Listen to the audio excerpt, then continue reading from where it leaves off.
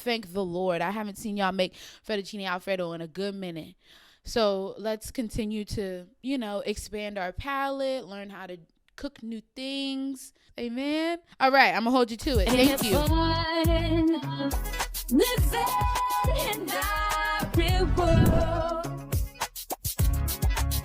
This hurts. Hello. It's an inside joke. Hey everyone, it's your girl Bria Deshawn, and welcome back to another episode of Growing Pains, where we're going our purpose, our achievements, our independence, our nourishment, and our success. How are you guys doing? Round of applause for yourselves for an amazing 2024. Round of applause for God. And round of applause for the first episode of Growing Pains in 2025. Let's get on with the yap, okay?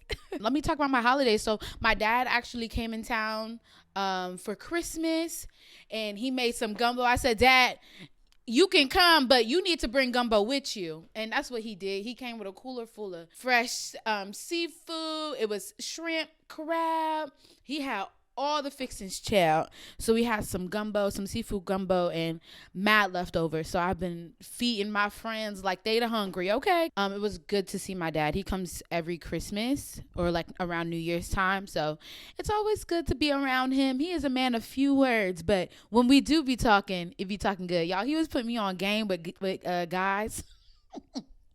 And I think the funniest thing now about being older is realizing that your dad is really one of them. He really is one of them. He is an upstanding black man. He is.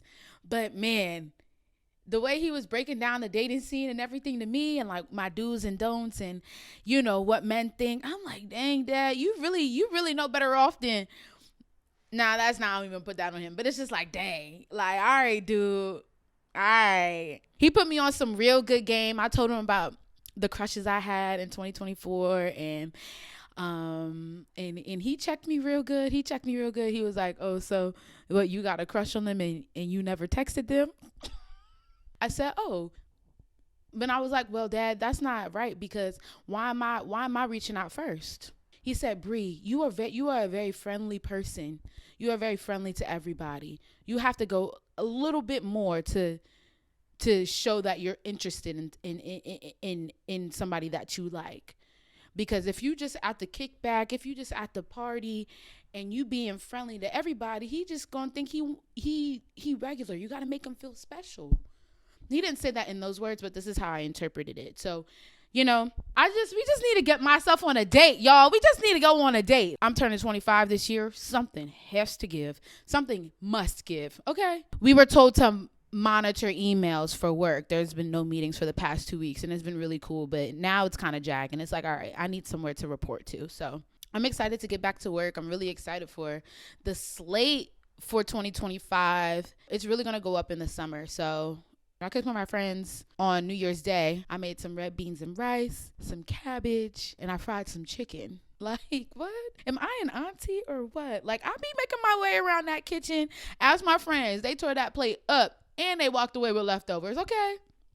Clock it. I'm a chef, so I really want to have more family dinners. I'm striving for like once a quarter, or maybe like once every other month, but I really want it to be like a homey space where people can get a good meal, a good laugh, and leave with something. You know what I'm saying? So that's what I want to have more of. And food is a great way to build community. Like, who doesn't like to eat? Like, please. And we, as the next generation, we need to preserve our recipes. We have to. We have to preserve our recipes, because we can't just rely on Granny to be making Christmas dinner, Thanksgiving dinner every year. She needs to sit and relax. She's done her time. It's time for us to put in our time, y'all. So please, I know we love mac and cheese, but please learn to make something else. Do you know how to fry chicken? Do you know how to fry fish? Do you know how to make cabbage? Do you know how to put something in the oven for 375 and wait for it to be done? Do you know how to do that? And if the answer is no, let's get in the kitchen for 2025. And I saw this on TikTok. We need to start doing well-balanced meals, okay? Stop it with just the pasta. Where's the vegetable? We can't just be doing mac and cheese and mashed potatoes and rice and a meat and think that's okay. It's not. Let's learn how to make well-balanced meals in the kitchen. Let's learn. thank the Lord. I haven't seen y'all make fettuccine Alfredo in a good minute. So let's continue to, expand our palate, learn how to cook new things. Amen. All right, I'm going to hold you to it. Thank you. Did you guys make your resolutions? I did. I actually needed to put some practical goals on my bingo list, something that I can actually count and tally and like make sure that I'm achieving. So I did a bingo card, and it ranges from physical goals, creative goals, business goals. So I'm very excited to accomplish all of those. And I said that for each goal that I accomplish, I'm going to get a tattoo.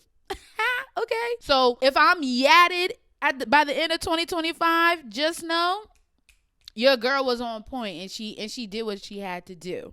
Okay. Also left us free space in there for God to do what he wants to do in my life. Okay. I am surrendering to him and to his will this year, for real, for real. 2024 was cute. I rededicated my life in January, and I have felt a change in my thinking. But this year, I really want to focus on like complete surrender. Like, yeah, you got it, dude. I'ma just walk when you tell me to walk, and where I need to walk, with whom I need to walk with, okay? But it's just, what? Why worry about tomorrow when you have today? Like, I'm just sick and tired of worrying of what the future got when it's already written. Especially when he has plans to prosper us and not to harm us, plans to give us a hope in the future. Why then do I need to worry? Get into the word. My theme, though, for this whole year is no limit. Like, I do not want to put a limit on anything. Specifically speaking to my talents. Like, I know y'all saw that studio apartment. I'm really trying to get into my spoken word bag. And I came to a realization in December and was like, I really can do a lot more than what I'm giving myself or allowing myself to do. You know what I'm saying? Like, yeah, I can just focus on Growing Pains and be a host, but I'm also a writer. Like, I'm also someone who can write scripts. I'm also somebody who can sing. I don't know if I really can act like that. I'm not sure if I'm called to do that, but there are so many things that I can do. And for a long time, I've always like, well, it's either one or the other. Like, you either gonna host or you either gonna write. I don't want to have that mindset anymore, because it's honestly setting myself up for just to be I don't know. I feel like I'm not setting myself up for failure, but I'm just setting myself up not to expand. And I feel like for me, I have to do that and exhaust all of my options. Like, in order to be her, I have to exhaust all of my options. I was playing around with them in 2024 and like dibbling and dabbling, but for real, it really is a no limit 2025. Like, I can literally do all things, and I will do all things through Christ who strengthens me. Amen. I don't want to hide my talents anymore. You have so much to give, and when you realize that, like, that stuff will start to ooze out of you where you can't even just control it anymore. And that's where I'm at right now. I don't know what in the world is going to be in store for me in this year, but I want to do everything. I want to do everything and do it well. And I know there's a way to do that. Keke Palmer does it. There are many people who are not just a one-trick pony. And I'm not a one-trick pony. So, yeah, that's really the attitude that I'm coming in with. Me and Blake went to go get seafood boils. When you're at a seafood boil spot, they have like the paper out. We were like, yeah, we should write our resolutions on here. And I'm like, okay, bet. So I was like, asked the waitress, I was like, hey girl, like, can we get a pen? She gave us a pen, and we did an ins and outs chart. And we had some good ins and outs. I can't lie. Like, after the end of the list, it was really good. But one of the outs that I put in was asking for a second opinion. And I feel so strongly about this, especially in 2025, because if I say I want to do everything and do anything, the reason why I didn't do everything and anything is because I always ask for second opinions about stuff. Like, is this okay? Or like, what do you think about this? I would show people like my projects or like the videos that I'm working on when they were halfway finished and let their thoughts and opinions that I asked for determine how the video would outcome. And it wasn't even like, and in turn, it's not even like mine anymore. It's like mine with a few opinions.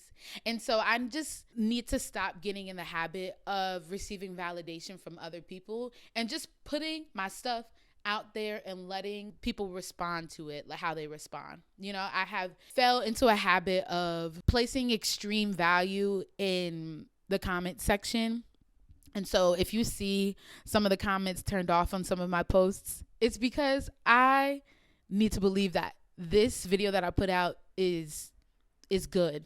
It's good because I said it's good. And oh, Lord, man, God is so good. In Genesis 1, everything that he made, he said it was good, right? If you believe that God is your maker, you are good. That means everything in turn that you do is good. So why can't I believe that my own stuff is good? You get what I'm trying to say? Like, my stuff is good, period. I have to start moving in this life without caring about what other people think about me. Simple as that. And I know some people, you all might have mastered that already. Me, I'm still working on it because like I said before, I am an inherent people pleaser. But I just need to get in the habit of just doing, putting it out there, believing that it's good, and just let it free. Let it do its thing. You know what I'm saying? And I believe that will allow me to be creatively free. I'm going to leave y'all with this. And I said it in one of my captions, but you have permission to do everything and anything. Don't let these people who are simple-minded trick you into thinking that you can only do one thing at a time. You are a very well-rounded person. You are not a square. You don't fit in a box. You are one of one. God made you to be one of one, and you use all your gifts. Okay? You're going to use all your gifts in 2025. Trust.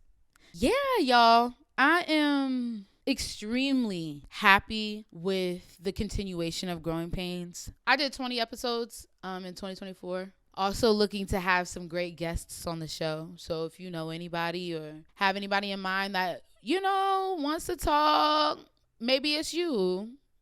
Come kiki with me. This is year 2 and it's going to be good. It's going to be so good. Shout out Doechii. I'm really on her energy. I love her energy. I love the way she thinks. She said, it's real and it's rap and it boom and it bap and it bounce and it... I want to say it clearly. Y'all know I'm not a rapper. Doechii says, it's real and it's rap and it boom and it bap and it bounce and it clap and it's house and it's trap. It's everything. I'm everything. Y'all don't get it. Y'all don't get it for real. Y'all don't get it for real. It's your girl, Brea Deshawn, capital DE, capital SHAUN. Don't forget the accent mark. Cheers to you and your 2025. I'll see you guys next time. Ooh, am I a rapper or what? Okay. I'll see you guys later. Bye. Ain't it fun? Living and